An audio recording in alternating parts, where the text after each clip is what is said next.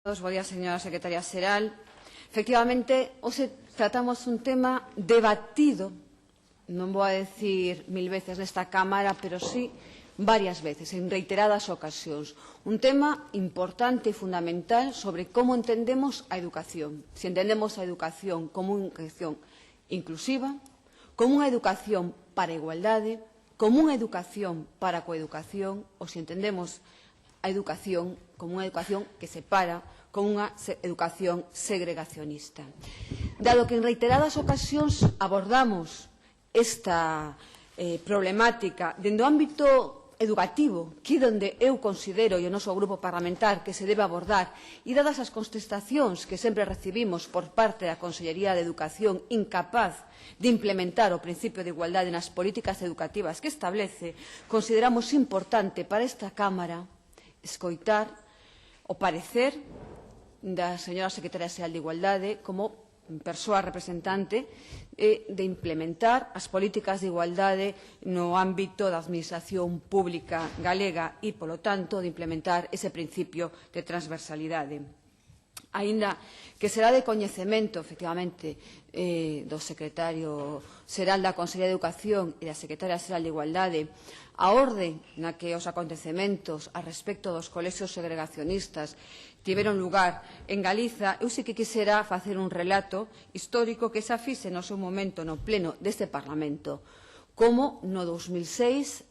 publícase unha lei orgánica de educación na cal establécese no seu artigo 84 que os nenos e as nenas non poderán ser segregados por cuestión de sexo,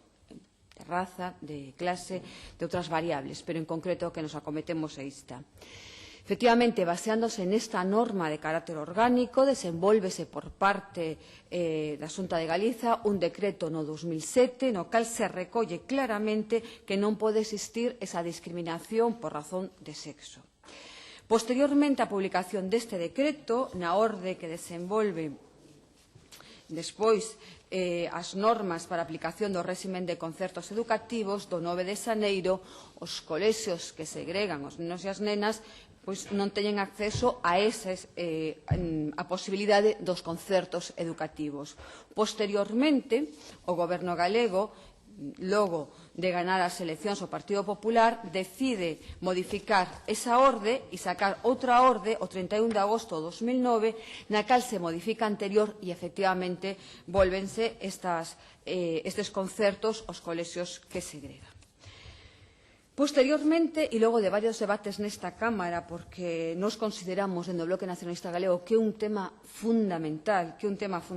para o concepto que temos de educación pública ou sostida, en este caso con fondos públicos, a sentenza do 13 de marzo de 2013 é clara a ese respecto, señora secretaria xeral. E, efectivamente, podemos ver como nesta sentenza faise unha alusión directa a dúas normas de carácter orgánico, como é a Lei Orgánica de Educación e como é a Lei Orgánica 3/2007 do 22 de marzo para a igualdade efectiva de mulleres e homes, na cal referencias en esta sentenza ao seu artigo 14 e ao seu artigo 24. Seguramente por vostede plenamente coñecidos os dous artigos, o artigo 14 referido aos criterios xerais da actuación dos poderes públicos e o artigo 24 referido á integración do principio de igualdade na política educativa,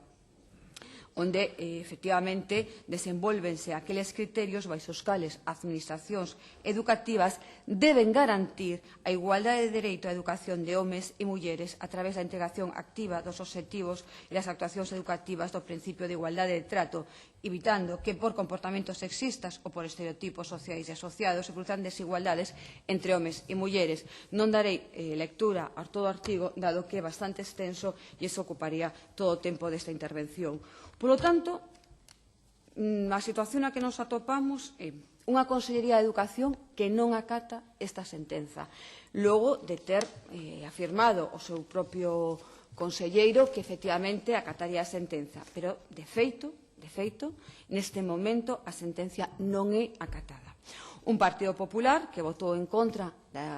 as iniciativas presentadas no pleno anterior a respecto da necesidade de acatar esta sentenza e, polo tanto, neste momento, que non exista concertación cos colexios que segregan nenos e nenas. Concerto que nos mantemos que é un concerto ilegal, que significa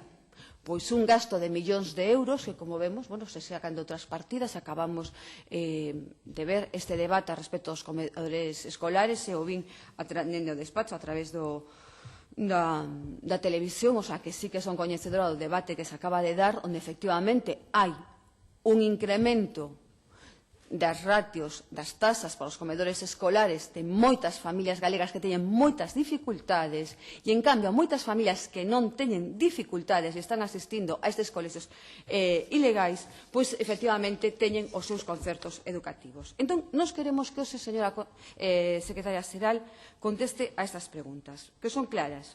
Que posición mantén o Departamento que ostenta as competencias en materia de igualdade, é dicir, a Secretaría Xeral de Igualdade da Vicepresidencia, ante o incumplemento a Consellería de Educación da sentencia do Tribunal Superior de Xustiza nos referidos concertos dos centros segregacionistas? Segundo, considera a Secretaría Xeral de Igualdade que a Consellería de Educación debe manter os concertos con estes centros segregacionistas? De non ser o caso, pensa realizar vostede algunha acción ao respecto?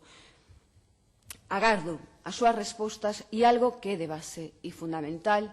Vostede que o seu departamento ten cursos de coeducación, o seu departamento, como fixeron departamentos anteriores e como se fixo os departamentos de igualdade dende que se creou o Servicio Galego de Igualdade, xa fai moitos anos de obradoiros con familias, con pais e nais, con profesorado, onde o principio que rige eses cursos é o principio de coeducación. Vostede considera, señora secretaria xeral, que nun país onde abogamos pola coeducación, onde entendemos, polo menos, nos textos e nas letras que aparecen escritas nos folios que acabo de ler, que hai que incluir o principio de igualdade, vostede cree que estes colexios segregacionistas son colexios que incluen ese principio de igualdade ou cree, efectivamente, que deben manterse con fondos públicos? É unha cuestión de base. Vostede cree que debe manterse con fondos públicos colexios que separan os nenos e as nenas, profesoras e profesores? Nada máis e moitas gracias. Gracias, señora Adán. Turno de resposta para